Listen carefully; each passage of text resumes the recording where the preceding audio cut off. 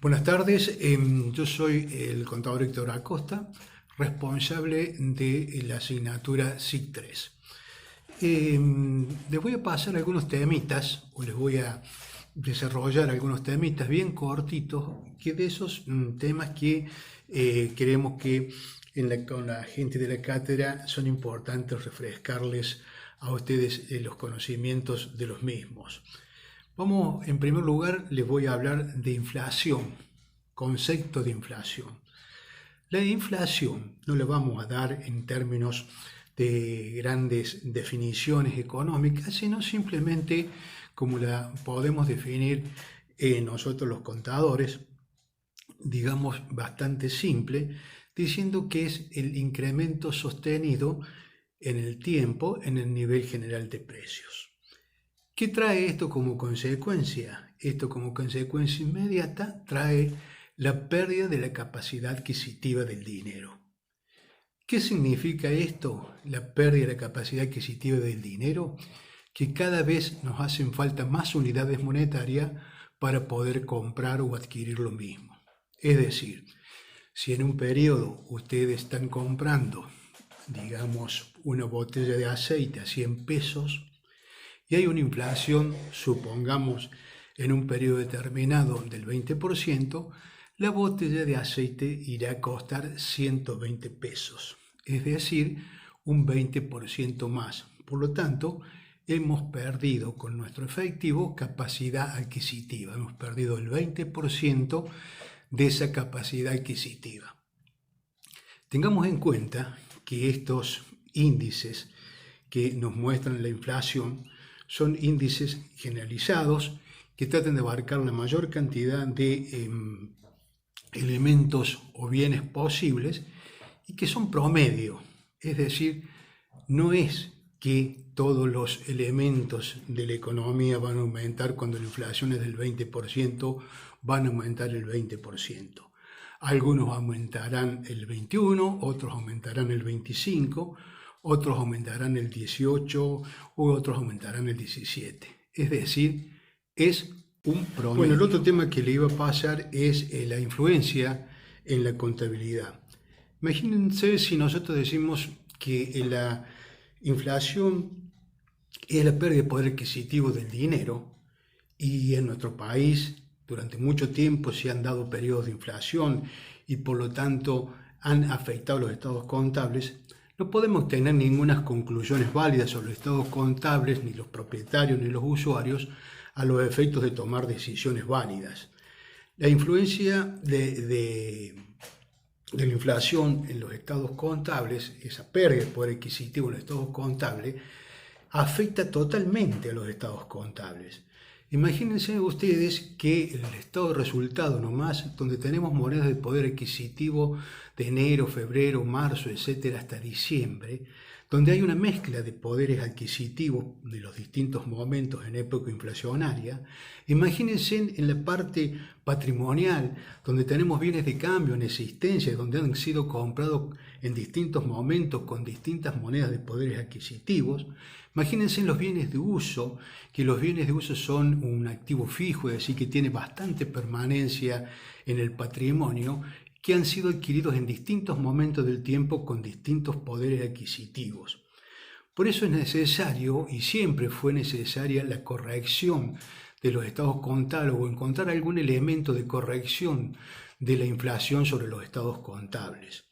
Fueron muchos los intentos que se hicieron a los efectos de encontrar solución a la de efectos de la inflación o los defectos que producía la inflación sobre los estados contables. Fueron tanto muy parciales, muy puntuales, que no llegaron a ninguna solución definitiva. Teníamos, digamos, soluciones patrimoniales, en donde se le daba a algunos rubros patrimoniales un valor cercano a un valor corriente a los efectos de acercarlo a la realidad.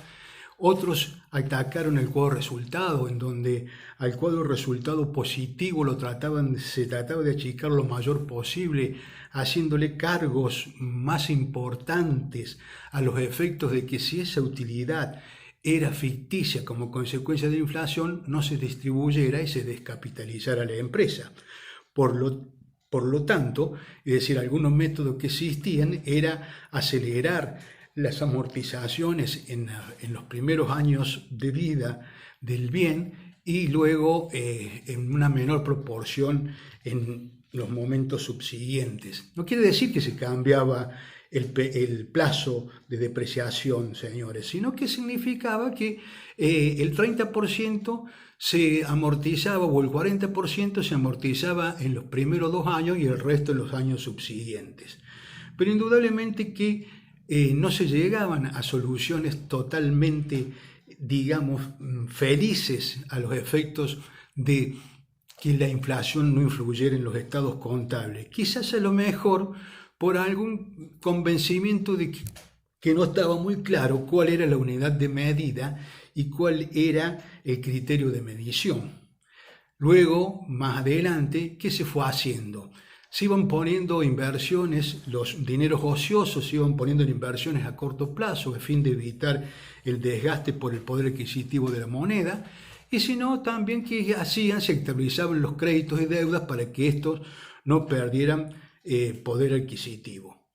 Indudablemente que todas estas soluciones no fueron, digamos, lo más satisfactorias hasta que aparece o se crea un método integral de ajuste. El método integral de ajuste fue creado y adoptado por las distintas resoluciones técnicas que trataban el tema.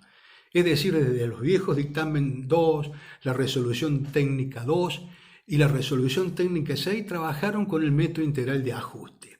El método integral de ajuste, ¿en qué consiste? En primero dejar todas las partidas de los estados patrimoniales, de resultados, a una moneda de un poder adquisitivo homogéneo, a moneda de poder adquisitivo de fecha de cierre de los estados contables. Es decir, todas las cifras de los estados contables estaban a una fecha, a una moneda de una fecha determinada, es decir, a moneda de un mismo poder adquisitivo.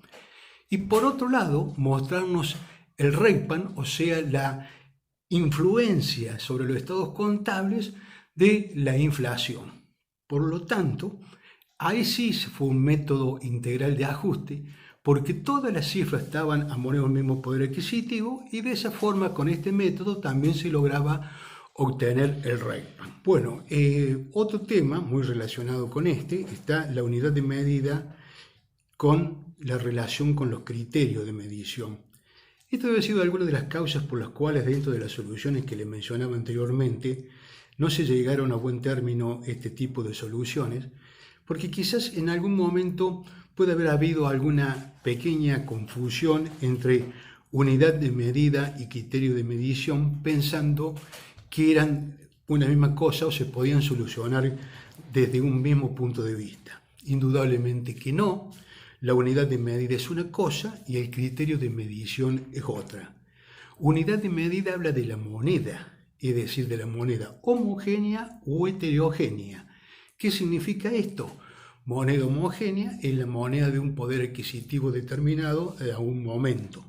Y moneda heterogénea es moneda de poder adquisitivo de distintos momentos. Y criterio de medición es el criterio con el cual vamos a medir los distintos elementos patrimoniales.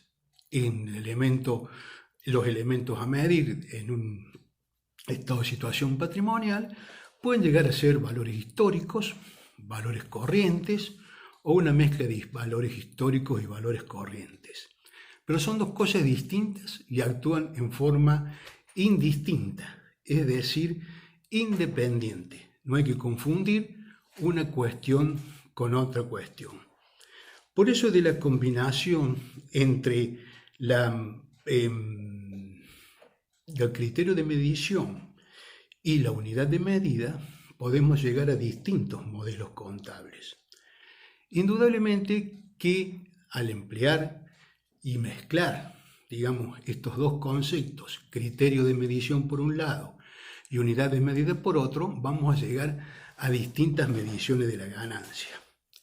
Indudablemente que nosotros estamos de acuerdo y se está tendiendo y se tiende a trabajar con criterio de medición a valores corrientes y la unidad de medida o moneda homogénea. Esto nos daría una más exacta o una más precisa medición de la ganancia. ¿Por qué? Porque si utilizamos indistintamente o uno u otro, no vamos a llegar a tener una medida satisfactoria de la ganancia. Vamos a suponer que trabajemos con valores corrientes, pero con moneda heterogénea, ¿sí? De distintos momentos. Nosotros cada vez que tomemos una medición, la vamos a tomar a valor corriente, vamos a tomar un valor de mercado, por ejemplo, pero ese valor de mercado va a estar en la moneda de poder adquisitivo de ese momento. Cuando transcurre el tiempo y haya inflación, va a haber pérdida del poder adquisitivo de la moneda y por lo tanto ese resultado de tenencia ya va a estar en moneda de otro poder adquisitivo. Supongamos que compramos una cosa en octubre y le damos en ese momento el valor corriente de ese bien es 100 pesos y en diciembre es 150 pesos. El resultado de tenencia que nosotros vamos a tener si no trabajamos con los dos conceptos, criterio de medición y moneda homogénea, va a ser una diferencia de 150 pesos al cierre, valor corriente, y 100 pesos de valor corriente meses atrás. Por lo tanto, vamos a reflejar un resultado de tenencia de 50. Pero si nosotros creemos que eso es una medición de la ganancia correcta, estamos equivocados. ¿Por qué?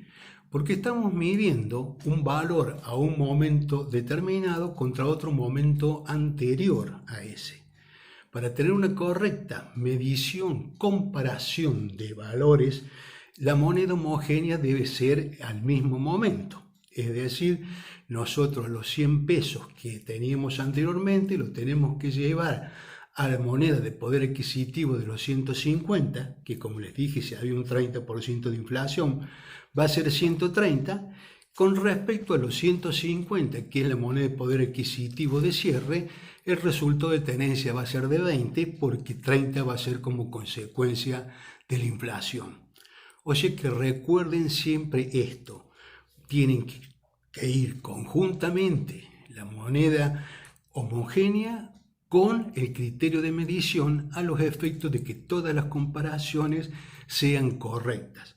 Con eso le va a ocurrir también con otras cuentas, con la diferencia de cambio, si no le miden a la moneda que van a sufrir este tratamiento de transformación en pesos argentinos, si ustedes no lo transforman a un momento determinado a las dos cifras, los $100 que compraron hace 3 meses y los llevan contra los $100 que cuestan ahora, no van a tener tampoco un resultado de tenencia real.